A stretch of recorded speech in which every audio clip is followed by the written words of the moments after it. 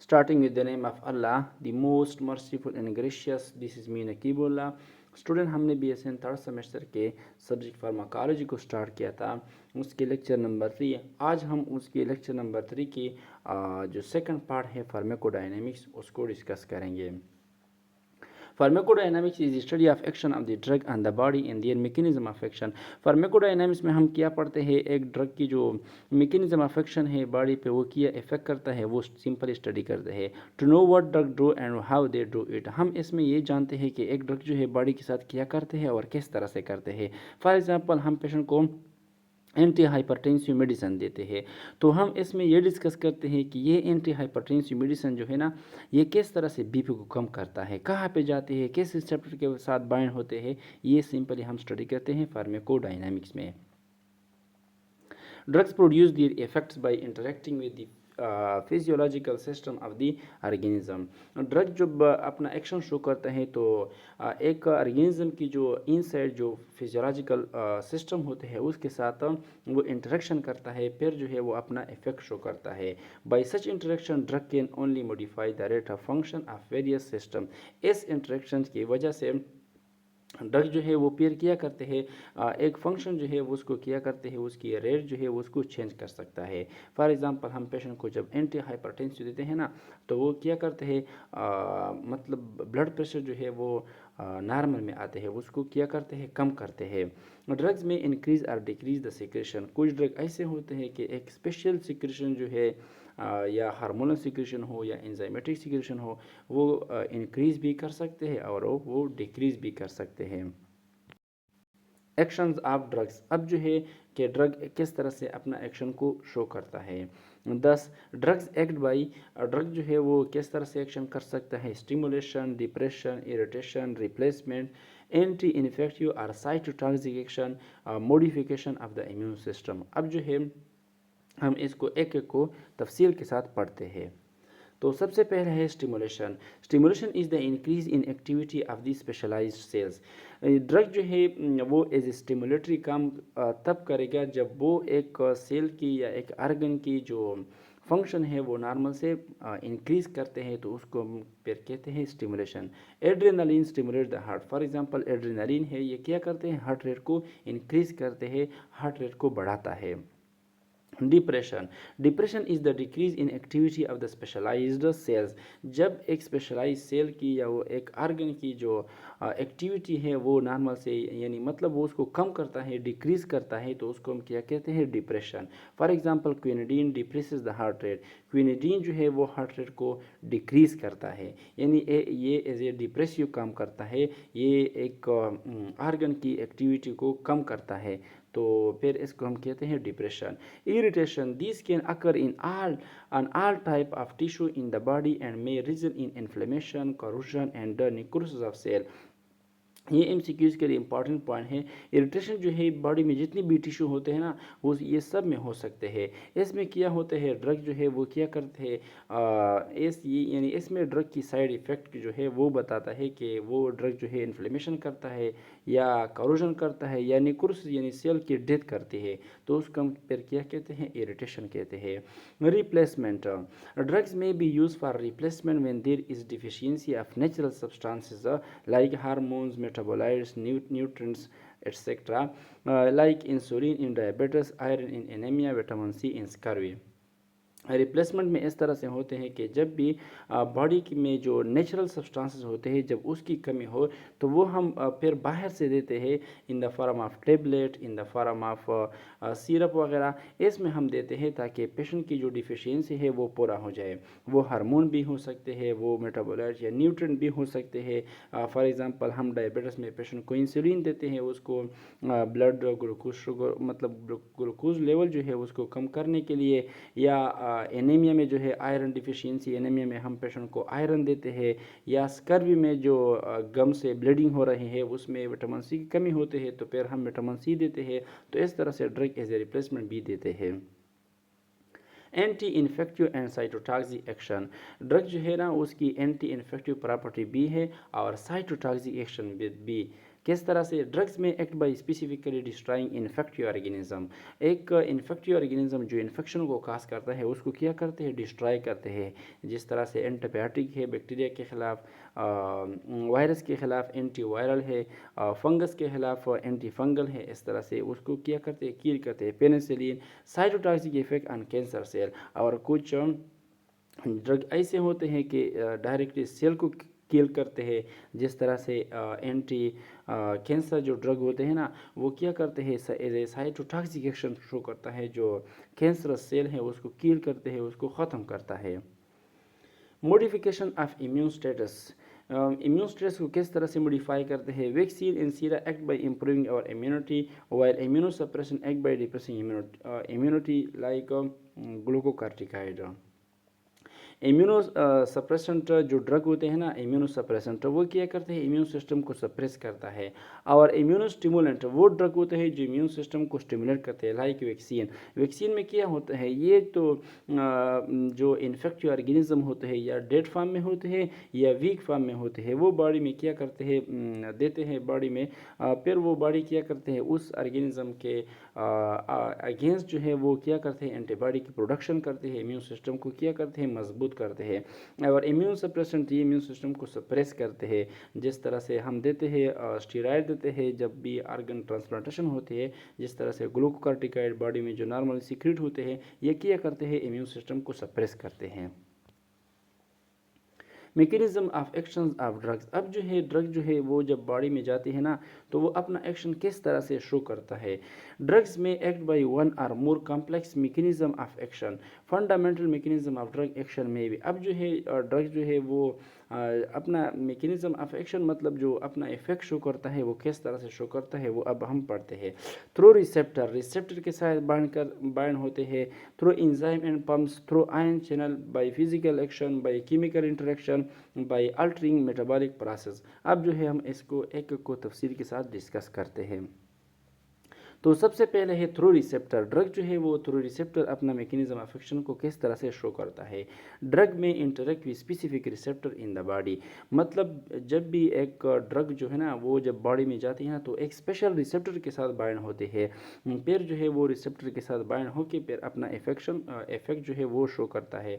जिस तरह से जो हम देते हैं बीटा ब्लॉकर है या एल्फा ब्लॉकर है, वो क्या करते हैं, वो बीटा जो रिसेप्टर है उसको ब्लॉक करते हैं, या एल्फा जो रिसेप्टर है उसको ब्लॉक करते हैं, मतलब वो स्पेशल रिसेप्टर के साथ बाइंड होते हैं। Through enzymes and pumps, enzyme और पंप के ज़रिए से किस तरह से ड्रग्स में एक by inhibitions of various enzyme thus altering the enzyme mediated reactions. कुछ ड्रग ऐसे होते हैं जो स्पेशल इंजाइम को क्या करते हैं, इनहिबिट करते हैं। फॉर एग्जांपल हम पेशेंट को देते हैं as a anti hypertensive drug, वो क्या करते हैं, ACE इनहिबिटर जो होते हैं ना, एंजियोटेंसिन कन्वर्टिंग इंजाइम जो बीपी को बढ़ाते हैं, वो इनहिबिटर देते हैं, वो क्या करते हैं, इस इंजाइम को ब्लॉक करती है। यानी कुछ ड्रग ऐसे होते हैं कि डायरेक्टली वो इंजाइम पे काम करते हैं। जिस तरह से कैप्टोप्रिल है, वो क्या करते हैं, एंजियोटेंसिन कन्वर्टिंग एंजाइम को ब्लॉक करते हैं। थ्रू आयन चैनल, कुछ ड्रग ऐसे होते हैं जो आयन चैनल, जिस तरह से कैल्शियम चैनल ब्लॉकर वगैरह होते हैं, ये क्या करते हैं, डायरेक्टली एक आयन चैनल को ब्लॉक करते हैं या उसको एक्टिवेट करते हैं। ड्रग्स में interfere with the movement of ions across specific channel, जिस तरह से कैल्शियम चैनल ब्लॉकर है, पोटाशियम चैनल ब्लॉकर है, ये क्या करते हैं, कैल्शियम चैनल को ब्लॉक करते हैं या पोटाशियम चैनल ब्लॉकर पोटाशियम को ब्लॉक करते हैं। दूसरा जो है वो physical action, the actions of drug could result from its physical properties, उसकी फिजिकल प्रॉपर्टी से भी जो है वो अपना एक्शन जो है शो करता है। किस तरह से एब्जॉर्प्शन एक्टिविटी, चारकोल इन पॉइजनिंग, ये क्या करते हैं, चारकोल जो है वो पॉइजनिंग में जब भी कोई पॉइजनिंग खाते हैं तो ये चारकोल क्या करते हैं, वो पॉइजन जो है वो इंटेस्टाइन में उसको एब्जॉर्प्शन से बचाते हैं, एब्जॉर्प्शन को इफेक्ट करते हैं। Chemical reaction, drug may act by chemical reactions like antacid neutralize gastric acid. कुछ ड्रग ऐसे होते हैं कि वो उसकी डायरेक्ट केमिकल रिएक्शन होती है।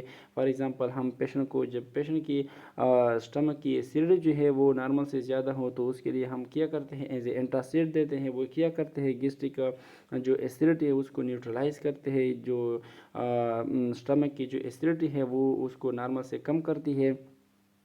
अल्टरिंग मेटाबॉलिक प्रोसेस, और कुछ ड्रग ऐसे होते हैं कि डायरेक्टली मेटाबॉलिक जो प्रोसेस होते हैं उसको चेंज करते हैं। Drugs like anti microbial alter the metabolic pathway in the micro organism.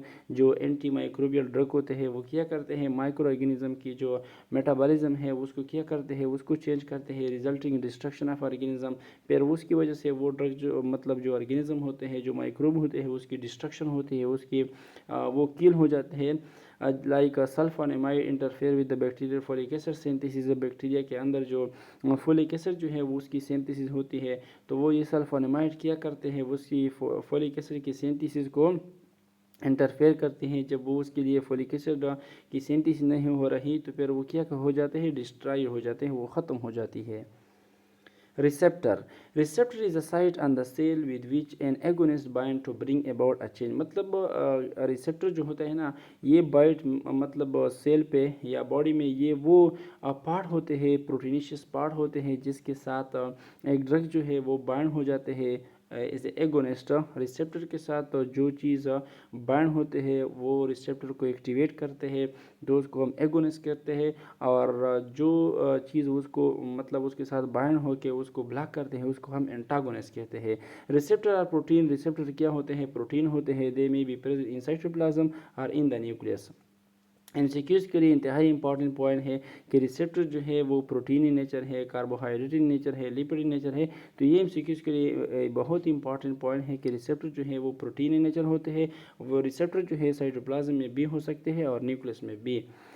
Functions of receptor: the receptor has to identify the compound, and when the compound binds to the receptor it has to convey the message to bring about a response.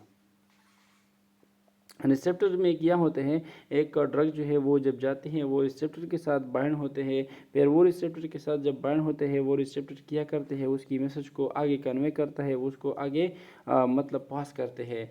Agonist, an agonist is a substance that bind to the receptor and produce a response. Agonist ये वो substance होते हैं जो receptor के साथ bind होते हैं और अपना रिस्पांस जो है वो रिसेप्टर को एक्टिवेट करता है और वो फिर जो है अपना रिस्पांस शो करता है। एंटागोनिस्ट वो होते हैं जो एक रिसेप्टर को ब्लॉक करती है, उसको एक्टिविटी को ब्लॉक करती है, उसको हम एंटागोनिस्ट कहते हैं। जिस तरह से बीटा ब्लॉकर है या अल्फा ब्लॉकर है, ये क्या करते हैं, इसको ये रिसेप्टर बीटा जो रिसेप्टर होते हैं अल्फा इसको ब्लॉक करते हैं, वो एंटागोनिस्ट होते हैं। An antagonist is substance that bind to the receptor and prevent the action of agonist on the receptor. Antagonist ये वो सब्सटेंस होते हैं जो रिसेप्टर के साथ बाइंड होते हैं, उसको ब्लॉक करते हैं। केस से एगोनिस्ट, एगोनिस्ट जो है फिर उसके साथ बाइंड नहीं हो सकती। Partial agonist it bind to the receptor but has low intrinsic activity that is produce partial response. Partial agonist ये वो एगोनिस्ट होते हैं जो रिसेप्टर के साथ बाइंड होके पार्शियली फिर वो दोबारा जो है उससे डिटेक्ट हो जाते हैं, वो पार्शियल रिस्पांस पर शो करता है। अब जो है एक होता है साइनर्जिज्म और एक होता है एंटागोनिज्म। साइनर्जिज्म और एंटागोनिज्म में क्या फ़र्क है?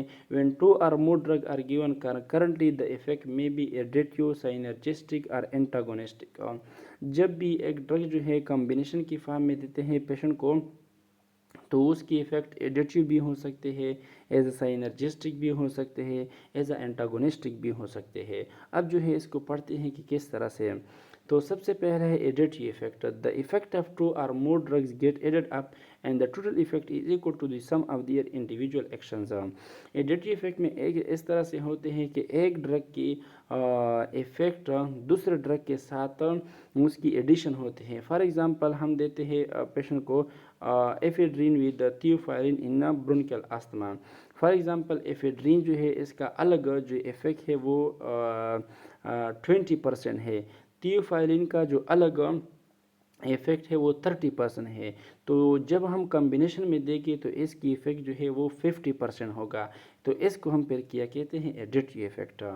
Synergism: when action of one drug is enhanced or facilitated by another drug, the combination is synergistic. जब एक ड्रग दूसरे ड्रग की मतलब जब भी हम कॉम्बिनेशन में ड्रग देते हैं तो जब भी एक ड्रग जो है दूसरे ड्रग की इफेक्ट को बढ़ाता है, उसको इंक्रीज करता है, उसको इन्हांस करता है, तो इसको हम फिर कहते हैं कि साइनर्जिस्टिक इफेक्ट। तो फिर कहते हैं कि ये ड्रग क्या है, ये साइनर्जिज्म है एक दूसरे के साथ। Here the total effect of the combination is greater than the sum of their independent effect. इसमें क्या होता है, टोटल इफेक्ट जो है वो इज इंडिपेंडेंट, मतलब एक एक ड्रग से ज़्यादा है। किस तरह से, फॉर एग्जांपल एक ड्रग है एसिटाइल कोलिन, दूसरा है फाइसोस्टेगमीन। फॉर एग्जांपल एसिटाइल कोलिन का अपना एक्शन है 30%, फाइसोस्टेगमीन का अपना एक्शन है वो 40% है। तो कॉम्बिनेशन में आते हैं 70%, लेकिन साइनर्जिज्म में इस तरह से होते हैं कि या तो 80% आता है या 90%, उसकी एडिशन से भी ज़्यादा। It is often called potentiation और सुप्रा एडिटिव इफेक्ट। ये एमसीक्यूज के लिए इंपॉर्टेंट पॉइंट है कि साइनर्जिज्म में हम क्या कहते हैं, पोटेंशिएशन या सुप्रा एडिटिव इफेक्ट इसको कह सकते हैं। यानी इससे इंडिविजुअल से भी वो ज़्यादा इफेक्ट शो करता है। एंटागोनिज्म, वन ड्रग अपोजिंग और inhibiting the action of another drug is antagonism. जब एक ड्रग दूसरे ड्रग की इफेक्ट को मतलब इनहिबिट करता है, उसको डिक्रीज करता है, उसकी अपोजिशन करता है, उसके अगेंस्ट ड्रग काम करता है, तो उसको हम कहते हैं एंटागोनिस्टिक ड्रग्स, और इस फिनोमेना को हम एंटागोनिज्म कहते हैं। Based on the mechanism, antagonism में भी मैकेनिज्म ऑफ एक्शन के बेस पे एंटागोनिज्म जो है वो हो सकता है। Chemical antagonism, physiological antagonism, antagonism at the receptor level, reversible और इरिवर्सिबल। अब जो है हम इसको एक एक को तफसील के साथ पढ़ेंगे। अब जो है chemical antagonism, two substances chemically interact to result in inactivation of the effect. ये मतलब इसमें इस तरह से होता है कि एक सब्सटेंस दूसरे सब्सटेंस के साथ केमिकली इंटरेक्ट करते हैं उसके साथ और उसकी इफेक्ट को कम करता है। For example antacid like aluminium hydroxide neutralize gastric acid. Antacid किया करते हैं, जो स्टमक की एसिडिटी है उसमें जो HCl है उसको क्या करते हैं, न्यूट्रलाइज करते हैं। HCl की जो इफेक्ट है उसको कम करता है। इस तरह से इसको हम फिर कहते हैं केमिकल एंटागोनिज्म। फिजियोलॉजिकल एंटागोनिज्म, जो बॉडी की फिजियोलॉजी है उस पर इफेक्ट शो करता है। Two drugs act at different side to produce opposing effect. ये दो ड्रग जो है अपना अपोजिट एक्शन जो है वो शो करता है। Insulin and glucagon have opposite effect on the blood sugar level. For example insulin जो है वो शुगर लेवल को कम करता है, ग्लूकागॉन जो है उसको ज़्यादा करता है। तो इस तरह से उसकी एक्शन जो है अपोजिट है। तो इसको हम फिर क्या कहते हैं, फिजियोलॉजिकल एंटागोनिज्म। तो ये MCQs के लिए इंतहाई इंपॉर्टेंट है कि इंसुलिन और ग्लूकागॉन जो है किस तरह से एंटागोनिज्म फिजियोलॉजिकल शो करता है या कोई और इस तरह से antagonism at the receptor level. Receptor के लेवल जो एंटागोनिज्म होते हैं, the antagonist inhibit the binding of the agonist to the receptor. Antagonist क्या करते हैं, जो एगोनिस्ट होते हैं जो रिसेप्टर के साथ बाइंड करते हैं उसकी रिस्पांस शो करता है उसको ब्लॉक करता है। सच एंटागोनिज्म में भी रिवर्सिबल और इरिवर्सिबल। ये जो एंटागोनिस्ट होता है ना, जो एगोनिस्ट को बाइंडिंग करने से मतलब उसको इनहिबिट करता है, ये रिवर्सिबल भी हो सकते हैं जो दोबारा डिटेच होते हैं, इरिवर्सिबल भी जो उसके साथ कोहेरेंट बॉन्ड बना के दोबारा डिटेच नहीं होती है। अब जो होते हैं reversible competitive antagonism, the agonist and antagonist compete for the same receptor. इसमें इस तरह से होता है कि एक रिसेप्टर है और एक तरफ पे एगोनिस्ट होता है, दूसरी तरफ पे एंटागोनिस्ट।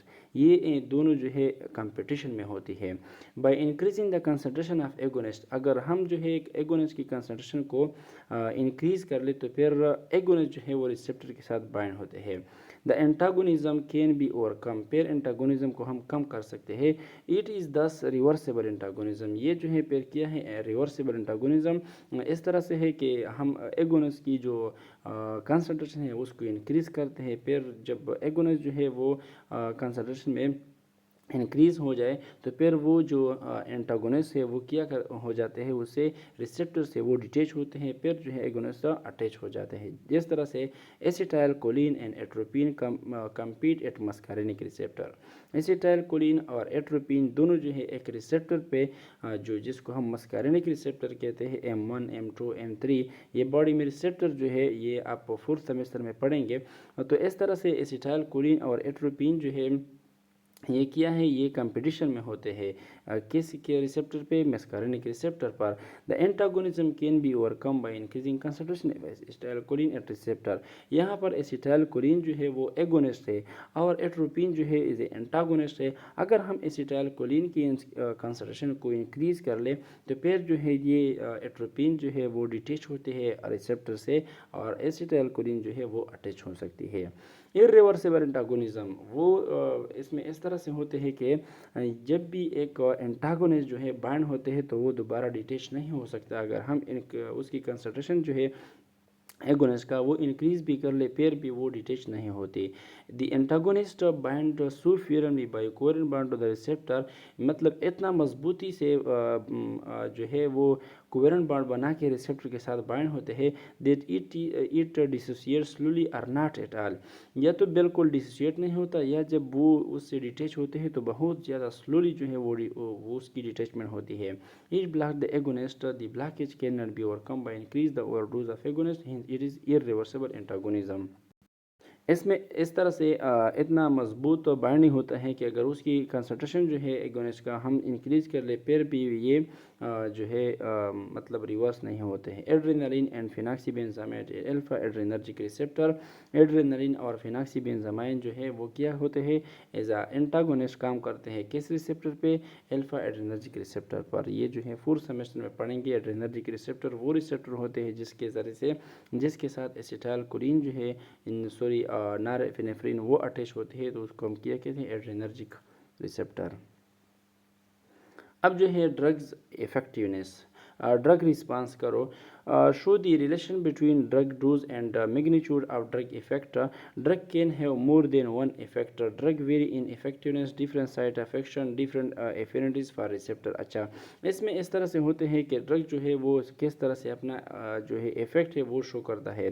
फॉर एग्ज़ाम्पल हम जब भी एक ड्रग जो है ना उसकी डोज को बढ़ाते हैं तो उसकी इफेक्ट जो है वो इंक्रीज़ हो जाती है, लेकिन एक हद तक जब वो अपना मतलब पीक पॉइंट पे जाते हैं तो फिर अगर उसके बाद हम ड्रग जो है अगर उसकी डोज को बढ़ाया जाए तो फिर जो है वो इफेक्ट शो नहीं कर, लेकिन यानी उसकी एक जो है पीक प्लाज्मा कंसंट्रेशन होती है। जब वो पीक प्लाज्मा कंसंट्रेशन जो है वो अचीव हो जाए फिर जो है वो एक ड्रग जो है मज़ीद इफेक्शन यानी इफेक्ट जो है वो इंक्रीज नहीं होती है। The effectiveness of a drug is consider relative to its safety. Therapeutic index, drug की थेराप्यूटिक इंडेक्स को हम देखते हैं कि किस डोज में एक ड्रग जो है सेफ़ है, मतलब पेशेंट में कोई साइड इफ़ेक्ट वगैरह शो नहीं करता और पेशेंट में जो है वो बेनिफिशियल होते हैं यानी वो यूज़फुल होते हैं, पेशेंट में जो है वो इफेक्ट शो करता है, उसकी प्रॉब्लम को सॉल्व करते हैं, वो डोज पर हम देते हैं जिसमें वो अपना इफेक्ट जो है शो करते हैं। थेराप्यूटिक इंडेक्स ये डोज की वो अमाउंट होते हैं वो डोज होते हैं जिस पे वो अपना इफेक्ट शो करता है। Effective dose is equal to dose at which 50% population show response. ये वो डोज होते हैं ड्रग का जो 50% लोग जो है वो क्या होते हैं उस पर रिस्पांस शो करते हैं। फॉर एग्जांपल एक ड्रग है, आपने 100 लोगों को दिया तो वो जो 50% यानी 50 लोगों में जो हो वो उन्होंने अपना इफेक्ट शो किया तो फिर उसको हम कहते हैं कि ये जो डोज है यानी 300 mg आपने दिया हुआ है तो ये 300 mg जो डोज होते हैं ये इफेक्टिव डोज है क्योंकि इसने 50% पॉपुलेशन में अपना इफेक्ट शो किया। लिथल डोज ये वो डोज होते हैं जो कि क्या करते हैं 50% पॉपुलेशन को वो उसको क्या करते हैं उसकी डेथ होती है, यानी वो उस डोज को हम फिर कहते हैं लिथल डोज। वही सेम ड्रग जो है आपने उसकी डोज को बढ़ा दिया, फॉर एग्जांपल आपने दिया 400 mg तो आपने 100 जो है लोगों को दे दिया, उसमें से 50% लोग जो है उससे मर गए तो इसको हम फिर कहते हैं कि ये जो डोज है 400 mg ये किया है ये लीथल डोज है। अब जो है therapeutic index is equal to lethal dose divided by effective dose is an indication of safety of a drug, higher is better. इसमें इस तरह से होते हैं कि थेराप्यूटिक इंडेक्स जो है वो डायरेक्टली प्रोपोर्शन है लीथल डोज। फॉर एग्जांपल अगर एक ड्रग जो है उसकी लीथल डोज जो है वो ज़्यादा है तो फिर उसकी थेराप्यूटिक इंडेक्स भी ज़्यादा होगी, और अगर एक ड्रग की जो लीथल डोज है वो कम है उसकी थेराप्यूटिक इंडेक्स भी कम होगी, और इफेक्टिव डोज से वो इन्वर्सली प्रोपोर्शनल है।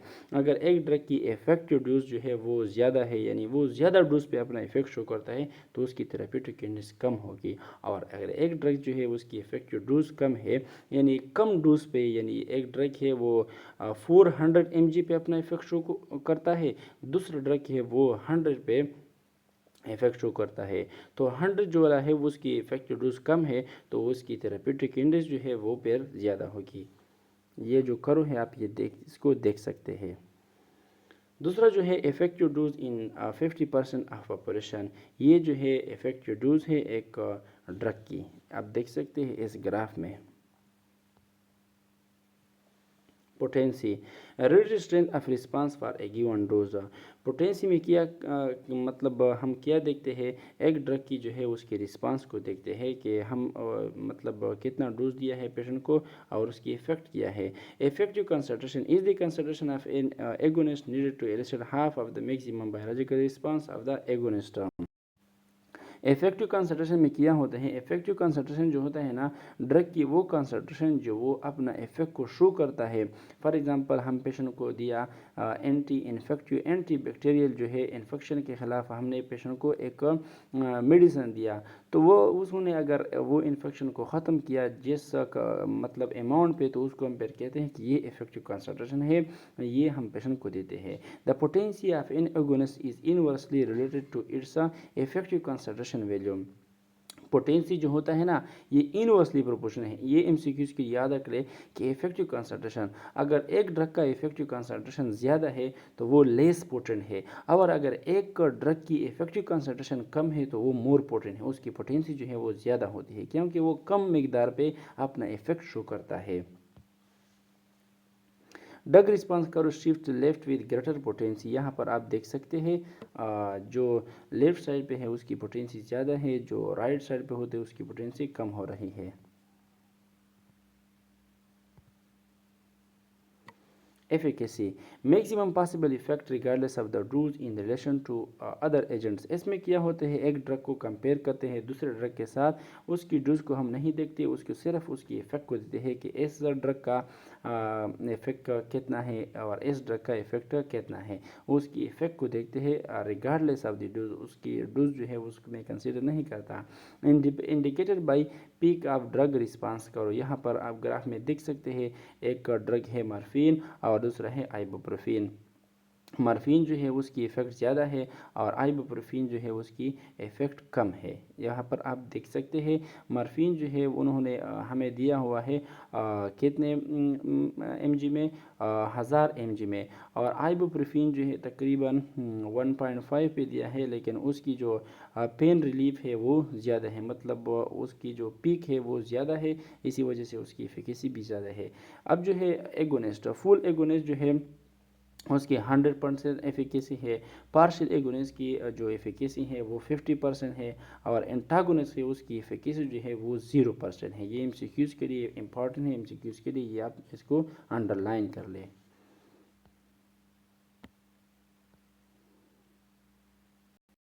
टॉलरेंस और डिसेंसिटाइजेशन, अब टॉलरेंस या डिसेंसिटाइजेशन क्या होते हैं, decrease response to same dose with repeated constant exposure. इसमें इस तरह से होते हैं कि एक पेशेंट को फॉर एग्जांपल हम अगर ये एक एंटीबायोटिक देते हैं पेशेंट को या पेन किलर देते हैं, for example pain killer 100 mg देते हैं, तो 100 mg से वो उसकी पेन जो है वो रिलीफ होती है। उन्होंने इस्तेमाल किया यानी 10 दिन तक इस्तेमाल किया, 100 mg से उसकी पेन जो है वो कम होती है, लेकिन इस 100 mg से 10 दिन बाद जो है उसकी पेन रिलीफ नहीं होती। जब हमने उसको 100 से ज़्यादा किया मतलब 120 किया तो फिर जो है उसकी पेन रिलीफ होती है, यानी 100 mg से उसकी रिलीव नहीं होती है, इसको हम फिर कहते हैं टॉलरेंस या डिसेंसिटाइजेशन, कि वो 100 mg को किया है, डिसेंसिटाइज है उसकी बॉडी, वो मतलब रिस्पांस शो नहीं करता। और more drug need to achieve same effect, वही सेम इफेक्ट के लिए ड्रग की अमाउंट जो है वो ज़्यादा दरकार होते हैं। Right word shift of drug response करो, यहाँ पर आप देख सकते हैं वही निकोटीन है, यहाँ पर इसकी जो है डोज कम है लेकिन वो इफेक्ट शो करता है, लेकिन कुछ देर बाद उसकी इफेक्ट जो है उसी ही अमाउंट पे नहीं है, हमने उसकी डोज जो है उसको इंक्रीज़ किया हुआ है। क्यों? क्योंकि डिसेंसिटाइजेशन की वजह से, टॉलरेंस की वजह से। Tachyphylaxis, tachyphylaxis is the rapid development of tolerance, जब एक पेशेंट में टॉलरेंस जो है वो डेवलप होते हैं तो उसको हम फिर क्या कहते हैं, tachyphylaxis. When some drugs are administered repeatedly, जब भी हम एक मरीज को रिपीटेडली बार बार एक ड्रग जो है एडमिनिस्टर करते हैं at short interval, tolerance develop rapidly, यानी जल्दी से फिर वो टॉलरेंस डेवलप होते हैं, वो डिसेंसिटाइज हो जाते हैं, एंड इज नोन एज ट्रेकीफाइलेक्सिस और एक्यूट टॉलरेंस।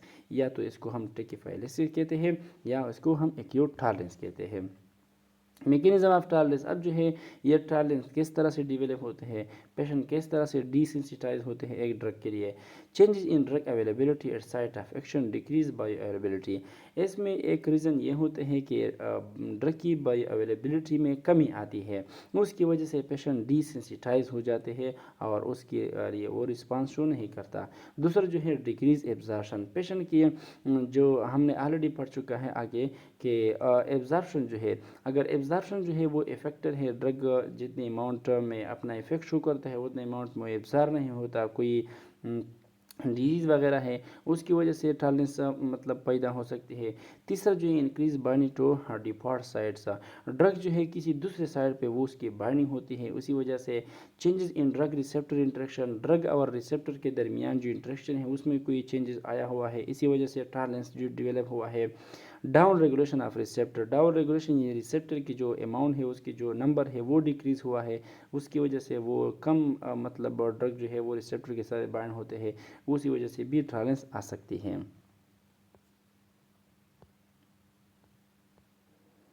अब जो है ड्रग ड्रग इंटरेक्शन, एक ड्रग दूसरे ड्रग के साथ उसकी interaction, pharmacokinetics and pharmacodynamics. With pharmacokinetic drug interaction one drug effect the absorption distribution metabolism और एक्सक्रीशन ऑफ अनदर, इसमें फार्माकोकाइनेटिक्स में इस तरह से होते हैं कि एक ड्रग दूसरे ड्रग की एब्जॉर्प्शन, उसकी डिस्ट्रीब्यूशन, उसकी मेटाबॉलिज्म, उसकी एक्सक्रीशन को इफेक्ट कर सकते हैं। With pharmacodynamic drug interaction two drug have interactive effect in the site of action. Pharmacodynamic में क्या होते हैं, एक ड्रग जो है दूसरे ड्रग के साथ साइट ऑफ एक्शन पे वो उसके साथ इंटरेक्शन करता है, या एज ए एंटागोनिस्ट या as a agonist. Either type of drug interaction can result in adverse effect in some individual, तो इसमें जो है दोनों में इस तरह से हो सकते हैं कि एक इंडिविजुअल में उसमें एडवर्स इफेक्ट आ सकते हैं एक ड्रग दूसरे ड्रग की इंटरेक्शन की वजह से। In term of efficacy there can be several type of interaction between medication, cumulative effect, additive effects, synergistic and antagonistic। तो एफिकेसी में अगर हम देख लें इसको, तो ये कई किस्म की इफेक्ट हो सकते हैं, कम्युलेटिव इफेक्ट भी हो सकते हैं, एडेटिव, साइनर्जिस्टिक और एंटागोनिस्टिक। अब जो है हम इसको एक को तफसील के साथ पढ़ते हैं। तो सबसे पहले है cumulative effect, the condition in which repeated administration of a drug में produce effects that are more pronounce than those produce by the first dose.